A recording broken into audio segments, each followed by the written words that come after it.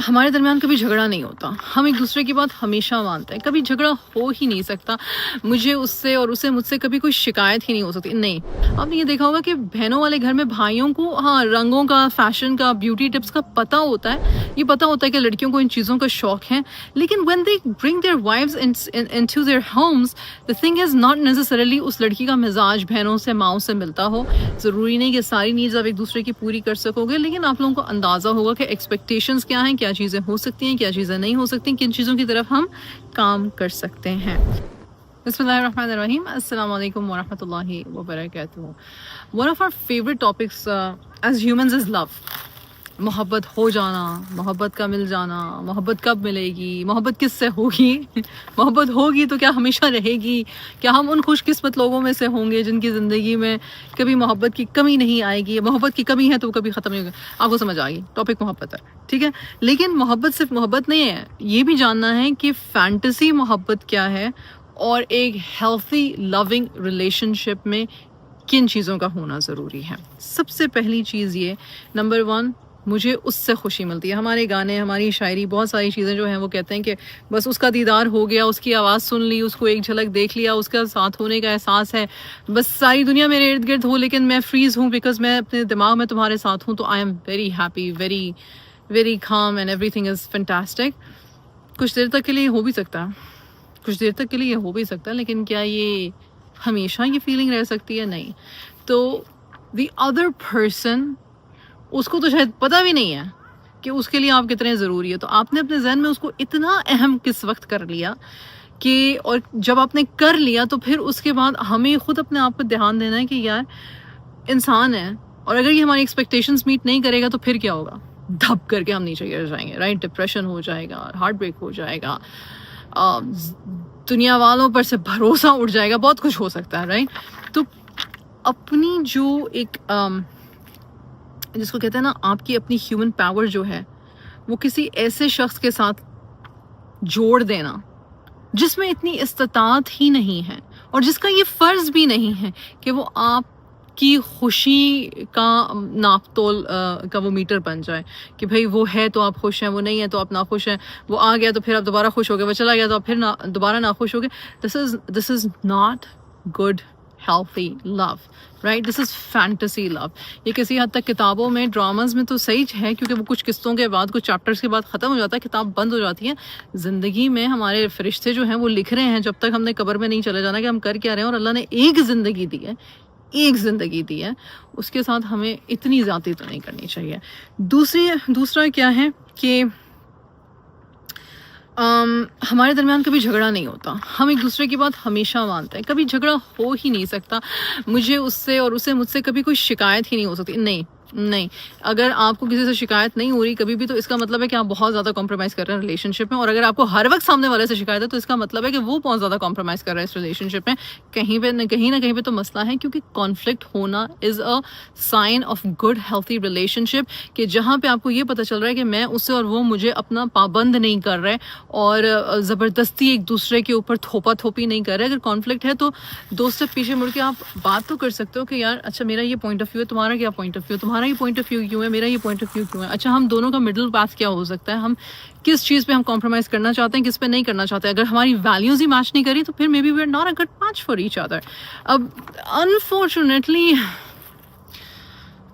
अगर pre marital counselling होती और लोग इस पे आमादा होते तो ये चीज़ें शादी से पहले सामने आ जाती हैं और ये चीज़ें इस पे आप वर्कआउट कर सकते हो। लेकिन हमारे यहाँ तो जब फैमिलीज़ डिसाइड कर लेती हैं कि भाई इन्हीं लड़का लड़की की शादी होनी है, तो फिर उसके बाद ये बातें फिर शादी के बाद आप करते हो, और मुश्किल तो ज़रूर होता है, लेकिन again it's a learning journey, it's not something that is bad. Don't take it as a bad thing but come to it as quickly as possible. मतलब कि सॉल्यूशंस की तरफ, सेल्फ डेवलपमेंट की तरफ, शादी की अच्छी बेहतर डेवलपमेंट की तरफ जल्दी आए, निस्बतन ये कि 10-15 साल गुजार लें, थक जाएं एक दूसरे से, हार मान लें अपनी ज़िंदगी से, और फिर उसके बाद सोचेंगे अच्छा हाँ हमें तो थेरेपी पे चले जाना चाहिए था, या काउंसलिंग पे चले जाना चाहिए था, या किसी कोच को हायर कर लेना चाहिए था। Don't hate each other, do this when you are actually liking each other.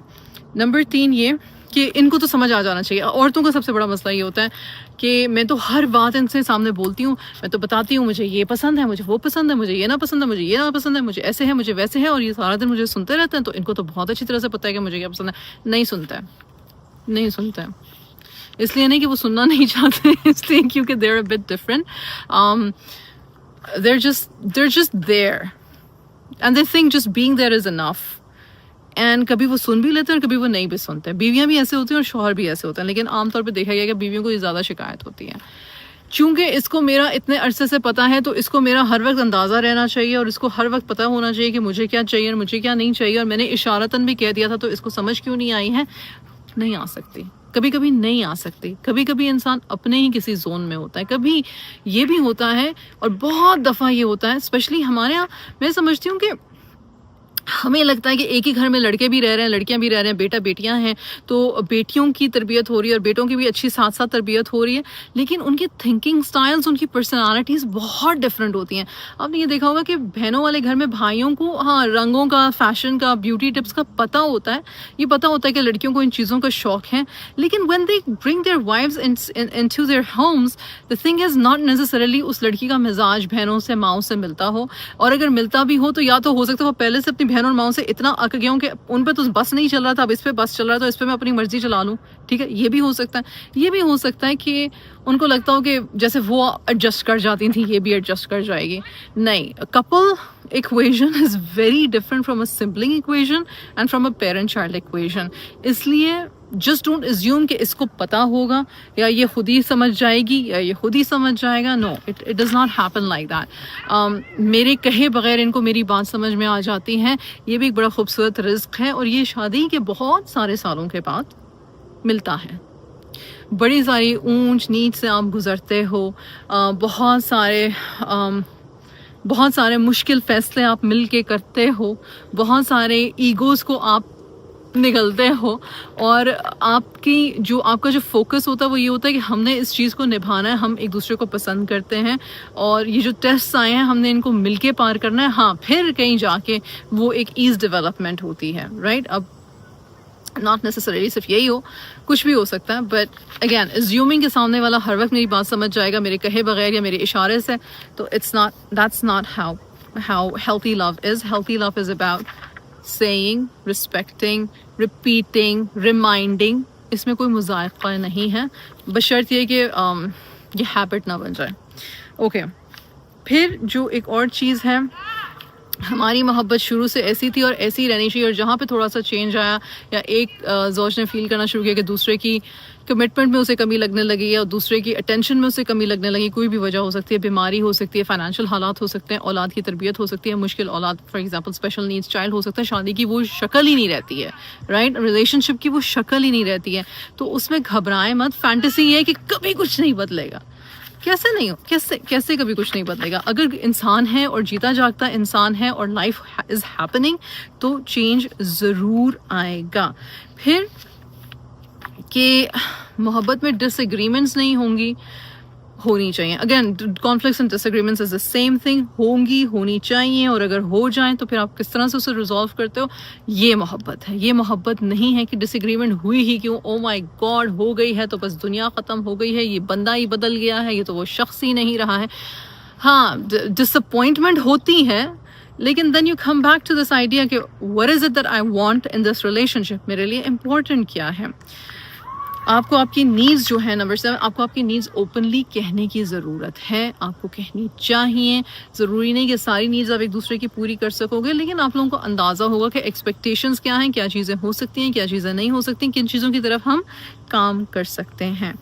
اور ایک چیز جو آپ کو ہیلتھی لو کے بارے میں پتہ ہونی چاہیے وہ یہ کہ آپ کو اپنے لو کو زندہ رکھنے کے لیے کوشش کرتے رہنا پڑتا ہے.